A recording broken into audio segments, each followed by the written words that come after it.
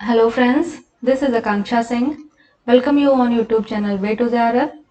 आज हम लोग डिस्कस करने वाले हैं UGC नेट JRF का क्वेश्चन पेपर। इसमें ये आज जो है ये सेकेंड क्लास है। इसका फर्स्ट क्लास अपलोड हो चुका है जिसमें हम लोगों ने 15 क्वेश्चन डिस्कस किए थे। आज हम 16 नंबर से क्वेश्चन डिस्कस करेंगे और ये प्रीवियस ईयर का क्वेश्चन पेपर है जो कि दिसंबर 2012 का है, जहां पर हमारे जब हम 2012 की अगर बात करें तब उसमें जो नेट का पेपर होता था वहां पे 3 पेपर होते थे, फर्स्ट, सेकेंड एंड थर्ड। तो ये हमारा सेकेंड पेपर है जिसमें हमारे सेकेंड पेपर में 50 क्वेश्चंस पूछे जाते थे। सेकेंड पेपर सॉल्व करने के बाद हम लोग थर्ड पेपर सॉल्व करेंगे और थर्ड पेपर में 75 क्वेश्चंस पूछे जाते थे। तो ये सेकेंड पेपर है जिसमें हम लोगों ने 15 क्वेश्चन सॉल्व कर लिए हैं। आज हम स्टार्ट करेंगे क्वेश्चन नंबर 16 से। और उससे पहले अगर अभी तक आपने चैनल सब्सक्राइब नहीं किया है तो चैनल को सब्सक्राइब जरूर कर लें और चैनल को और अगर ये जो क्लास है या जो वीडियो है आपको अच्छी लगती है तो अपने फ्रेंड्स के साथ जरूर शेयर करें। तो आज का हमारा क्वेश्चन क्या है, क्वेश्चन नंबर 16। तो अगर क्वेश्चन नंबर 16 की हम बात करें तो क्या है, components of implementing are. Implementing के कंपोनेंट क्या है? इम्प्लीमेंटिंग मीन्स जो भी हमने प्रोग्राम बनाया है उस प्रोग्राम को हमको कैसे इम्प्लीमेंट करना है, या जो भी हमारा प्रोग्राम है वो काम कैसे करेगा, तो उसके कंपोनेंट्स क्या हैं। तो ऑप्शंस क्या हैं, adjusting, facilitating, controlling and checking. तो अगर हम बात करें इम्प्लीमेंटिंग के कंपोनेंट्स क्या हैं तो वो है फैसिलिटेटिंग और कंट्रोलिंग। मीन्स अगर हमने कोई प्रोग्राम बनाया है वो कैसे काम करेगा या कैसे इम्प्लीमेंट करेगा, तो उसके लिए हमें जरूरी है कि उस जो भी हमारा प्रोग्राम है उसको हमें जितना हमें उसको बेहतर बना सके, मीन्स जितना हमारे पास रिसोर्सेस हो, जितनी ज्यादा हमारे पास फैसिलिटीज हो वो प्रोवाइड करें। उसके बाद हमारा प्रोग्राम कैसे काम कर रहा है उसको टाइम टू टाइम कंट्रोल करते रहना है। तो हमारा जो ऑप्शन नंबर बी है ये सही हो जाएगा। नेक्स्ट क्वेश्चन आता है question number 17। Language development in children is not promoted through. अगर हम बात करें कि लैंग्वेज डेवलपमेंट और चिल्ड्रन में अगर लैंग्वेज डेवलपमेंट प्रमोट यहाँ पे बात कर रहे हैं कि इज नॉट प्रमोटेड थ्रू, यहाँ पे हमारे पास ऑप्शंस दिए हैं, इनमें से हमको बताना है कि किस तरीके से बच्चे में जो लैंग्वेज डेवलपमेंट नहीं होता है। तो ऑप्शंस क्या है, story telling, conversation, social participation and solitary play. Solitary play means जो बच्चा है वो अकेले खेल रहा है, एकांत में खेल रहा है। तो अगर हमें लैंग्वेज डेवलपमेंट करना है तो लैंग्वेज डेवलपमेंट के लिए क्या है, हमें बातचीत करनी होगी, बच्चे को मीन्स सोशल पार्टिसिपेशन करना होगा, उससे बातचीत करनी होगी, बच्चों को स्टोरी सुनाएंगे जिससे वो वर्ड्स सीखते हैं। और अगर बच्चा अकेले खेल रहा है, सोलिटरी प्ले है, तो यहाँ पे लैंग्वेज डेवलपमेंट नहीं होता है। तो हमारा ऑप्शन जो डी है ये सही हो जाएगा, सोलिटरी प्ले। अगर बच्चा अकेले खेल रहा है तो उसमें लैंग्वेज डेवलपमेंट नहीं होगा। नेक्स्ट क्वेश्चन आता है क्वेश्चन नंबर 18।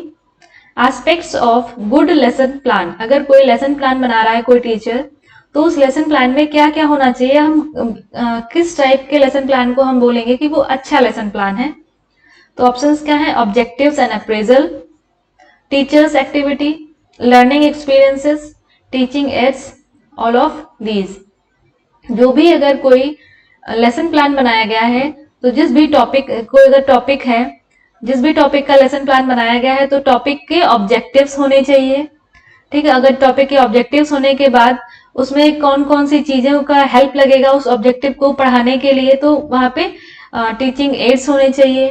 जो भी टीचर है उसको लर्निंग एक्सपीरियंस होना चाहिए। उसके बाद टीचर्स एक्टिविटी, टीचर कितना एक्टिवली उस टॉपिक को पढ़ा रहा है, उसमें कितना एक्टिवली पार्टिसिपेट कर रहा है।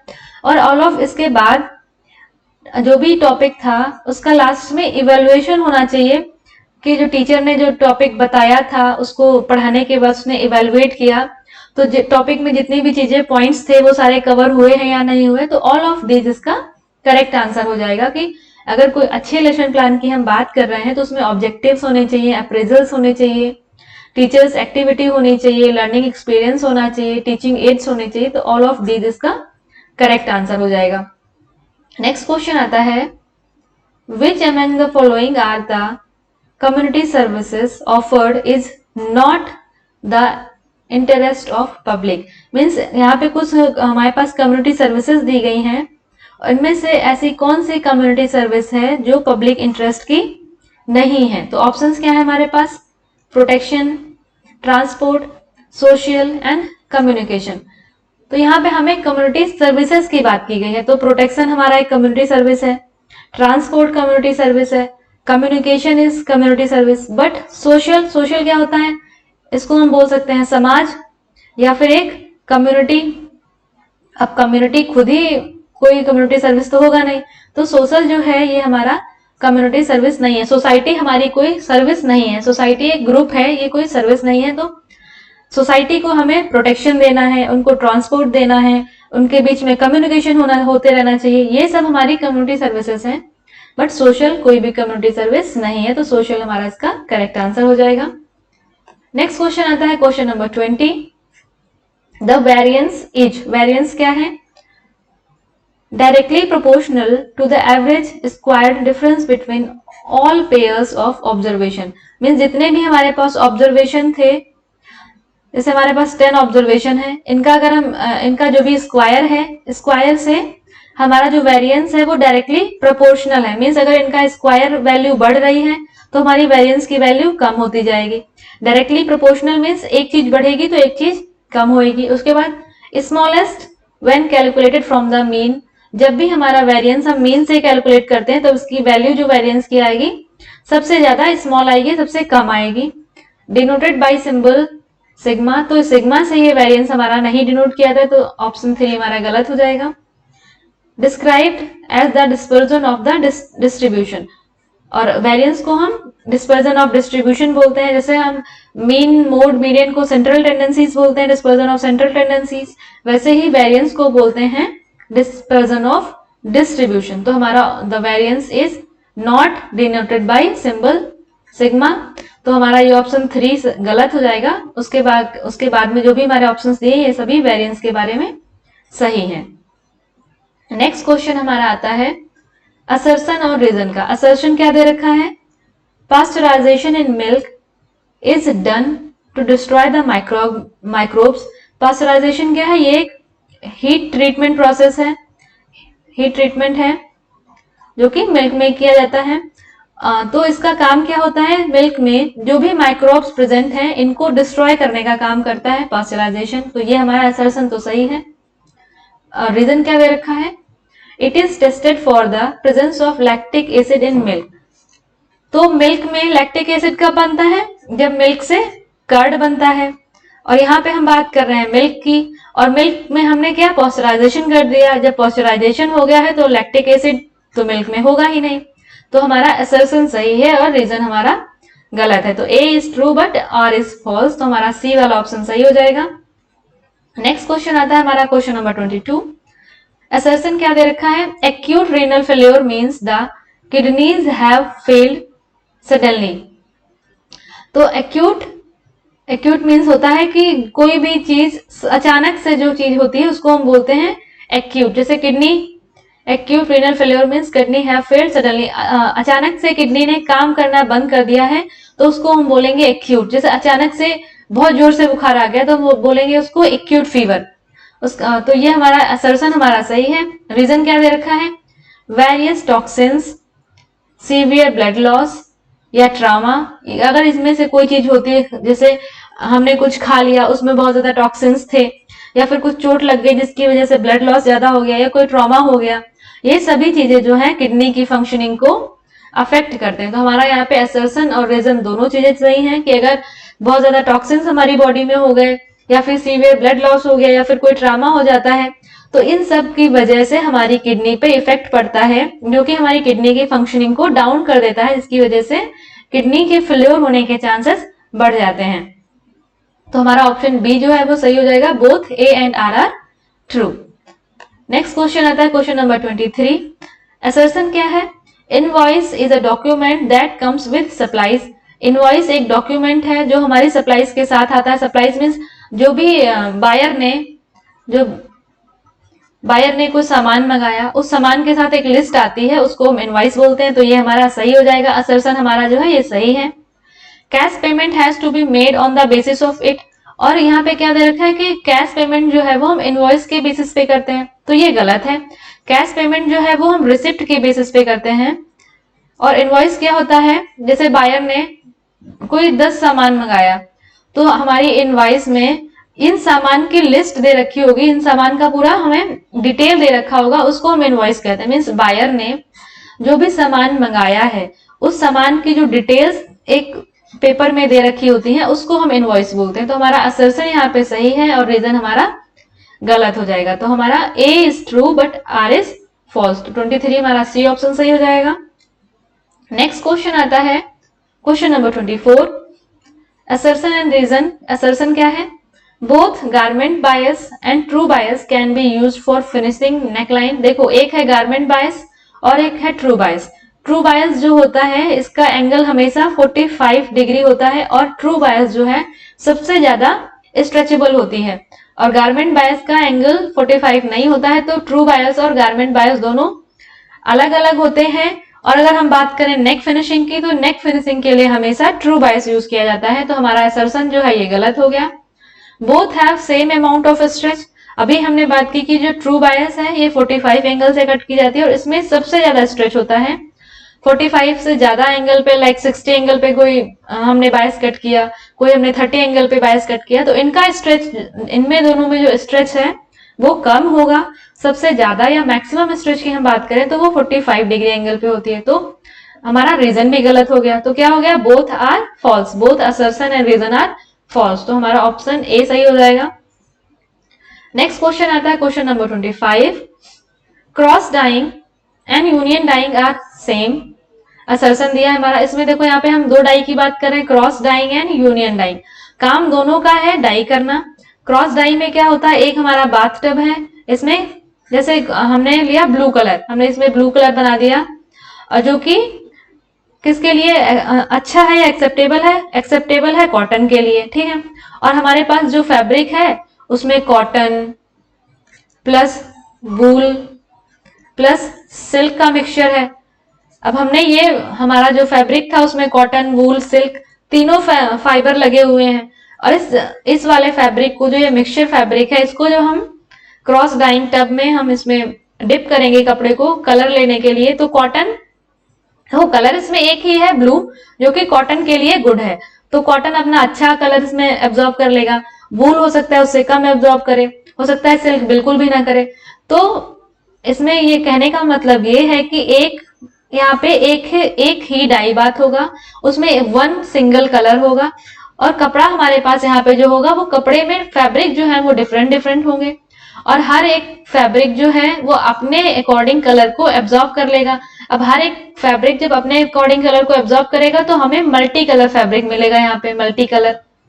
तो क्रॉस डाइंग और यूनियन डाइंग दोनों का मतलब यही है कि वो हमें मल्टी कलर इफेक्ट फैब्रिक देते हैं, बट क्रॉस डाइंग और यूनियन डाइंग दोनों अलग अलग होती है। तो असर्शन हमारा गलत हो जाएगा कि क्रॉस डाइंग और यूनियन डाइंग दोनों डाइंग के मेथड हैं और दोनों अलग अलग हैं, बट दोनों कम करते क्या है, सेम हमको मल्टी कलर इफेक्ट का कपड़ा देते हैं। तो हमारा असर्शन गलत हो जाएगा, बट रीजन हमारा ट्रू है। तो हमारा डी ऑप्शन जो ये सही हो जाएगा। यहाँ पे क्रॉस डाइंग और यूनियन डाइंग दोनों अलग अलग होते हैं और दोनों हमें मल्टी कलर फैब्रिक देते हैं। तो हमारा असर्शन जो है ये गलत हो जाएगा, रीजन हमारा सही हो जाएगा।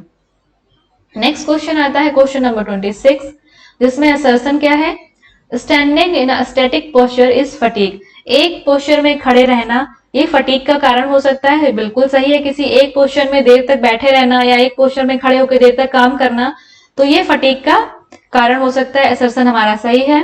रीजन क्या है, blood circulation is affected in the extremities while standing for work. जब भी हम देर तक खड़े होकर काम करते हैं तो ब्लड का जो सर्कुलेशन है वो अफेक्ट करता है, और ब्लड का जब सर्कुलेशन इफेक्ट करता है तो फटीग बढ़ता है। तो रीजन भी हमारा सही है। तो क्या है, both A and R are true but R is not the complete explanation.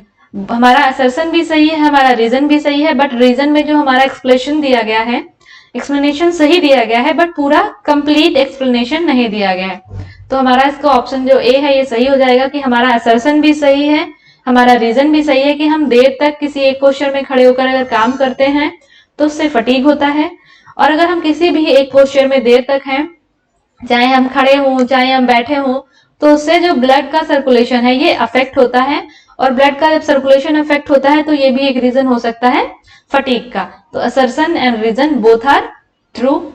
Next question आता है question number 27, assertion and reason. Assertion क्या है, self concept is an image of a person. It is in the way one perceive one self, one's abilities and limitation.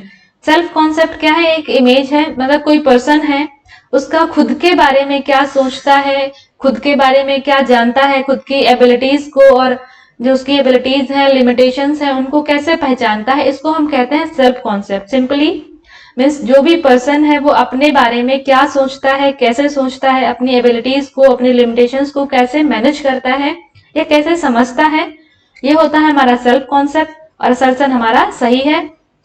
Reason क्या दे रखा है? Self concept is the understanding of self. ये तो सही है, खुद के बारे में समझना. In comparison to the past self without social comparison. Means हम अपने पास्ट को तो कंपेयर कर रहे हैं, पर हम जो हमारा करंट सिनेरियो है, जो भी हमारा करंट है या हम हमारे आसपास क्या है, उसको नहीं देख रहे हैं. तो ये हमारा रीजन गलत हो जाएगा. सेल्फ कॉन्सेप्ट मीन्स हमें खुद के बारे में हम क्या जानते हैं, हमारी एबिलिटीज क्या है, हमारे लिमिटेशंस क्या है, हम खुद को कैसे एक्सेप्ट कर रहे हैं, हमारी खुद की क्या इमेज है, ये तो हमारा सेल्फ कॉन्सेप्ट सही है. और सेल्फ कॉन्सेप्ट में हम क्या करते हैं? हम किसी से कंपेयर नहीं करते हैं. सेल्फ कॉन्सेप्ट इज मीन्स हम खुद के बारे में क्या जानते हैं, कैसे जानते हैं, दैट इज सेल्फ कॉन्सेप्ट. तो हमारा असर्शन सही है, रीजन हमारा गलत हो जाएगा. तो ऑप्शन सी हमारा सही है. A is correct but reason is wrong. Next question आता है क्वेश्चन नंबर 28.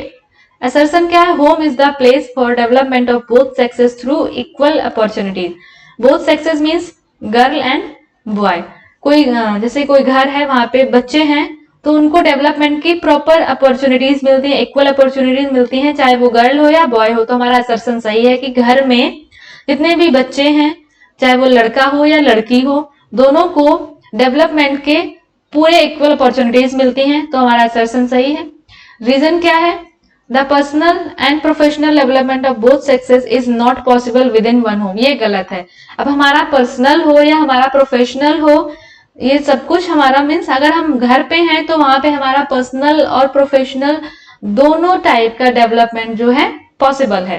तो हमारा असर्शन सही है बट हमारा रीजन गलत है.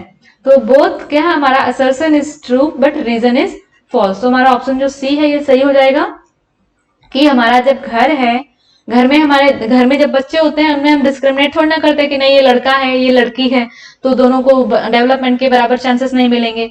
तो ये गलत है. होम घर पे बोथ सेक्सेस मीन्स गर्ल हो या बॉय हो, सबको डेवलपमेंट के इक्वल अपॉर्चुनिटीज मिलती हैं.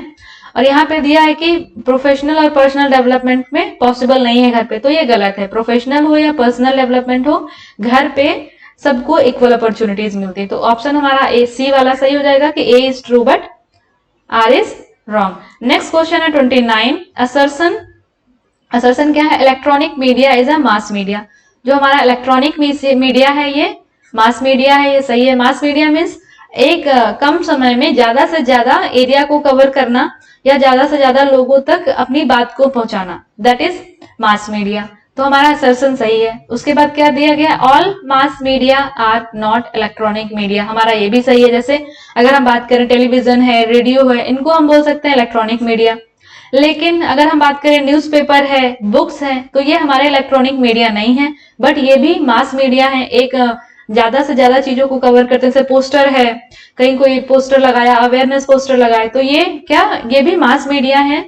ये भी ज्यादा से ज्यादा पॉपुलेशन को अवेयर करने का काम करते हैं. बट सभी मास मीडिया जो है ये इलेक्ट्रॉनिक मीडिया नहीं होते हैं, बट जो इलेक्ट्रॉनिक मीडिया है ये मास मीडिया है. तो हमारा यहाँ पे असर्शन एंड रीजन दोनों सही है. Both A and R correct.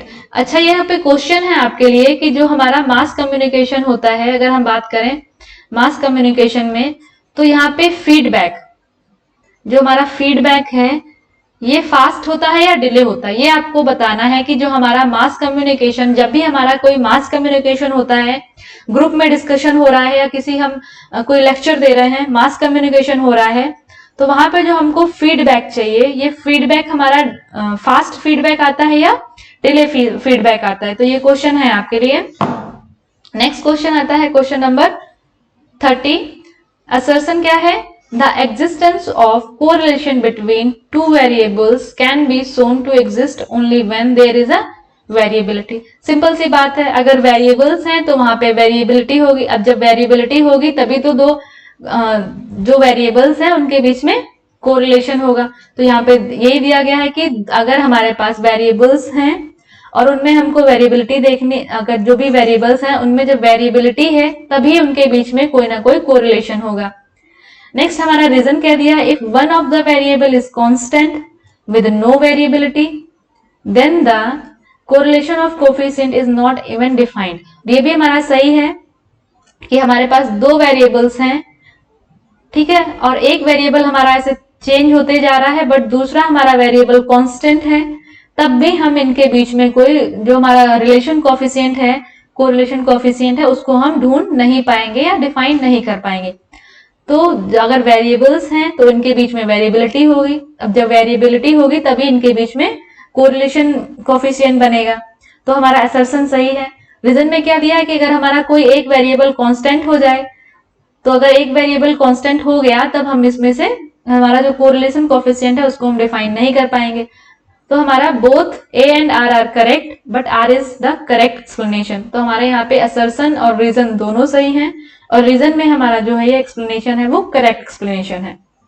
Next question आता है question number 31, give the sequence of stages of sugar cookery in making brittle. Sugar cookery means जब भी शुगर, अगर शुगर को कुक कर रहे हैं उसमें से हमें देखना है, यहाँ पे हमें जो ऑप्शंस दिए गए हैं इनको एक सीक्वेंस में अरेंज करना है कि पहले क्या होता है फिर क्या होता है। ऑप्शंस क्या है, soft ball, soft crack, hard crack, two thread या फिर फर्म बॉल। तो जब भी आप देखो, जब चीनी की चाशनी बनाते हैं तो क्या सबसे पहले चाशनी में एक तार बनता है, फिर जब थोड़ी और थिक होती है तो दो तार बनते हैं, तो पहले तार वाली चाशनी बनती है। तो हमारे पास तार कहाँ पे दिया है, टू थ्रेड्स ये दे रखा है, तो पहले हो जाएगा 4। जब हमारे पास तार वाली चाशनी बन गई उसको हम और पकाते रहेंगे और पकाते रहेंगे तो क्या बनेगा, सॉफ्ट बॉल बनेगा, सॉफ्ट बॉल बन जाएगा। जब सॉफ्ट बॉल बनने के बाद क्या, उसको जब हम और पकाएंगे तो हार्ड बॉल बन जाएगा, तो हार्ड बॉल बन जाएगा।